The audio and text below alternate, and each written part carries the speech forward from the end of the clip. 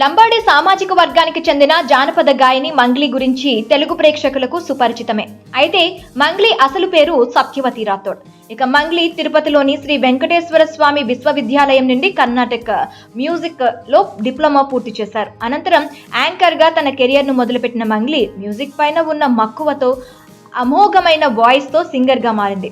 అలా జానపద గాయనిగా గుర్తింపు తెచ్చుకున్న మంగ్లీ తొలుత ప్రైవేట్ ఆల్బమ్స్ చేసింది. ఇక అవన్నీ ఆమెకు మంచి పేరు తెచ్చిపెట్టడంతో సినిమా అవకాశాలు రావడం మొదలయ్యాయి. అయితే తెలంగాణలో అత్యంత ప్రతిష్టాత్మకంగా జరుపుకునే పండుగలు బతుకమ్మ, సమ్మక్క సారక్క బోనాల ఉత్సవాలపై మంగ్లీ పాడిన పాటలకు యావత్ తెలుగు ప్రేక్షకులు ఆమె అభిమానులుగా మారిపోయారు. ఆయా పండుగలకు సంబంధించిన పాటలు ఇప్పటికీ గ్రామాలలో వినిపిస్తూనే ఉంటాయి.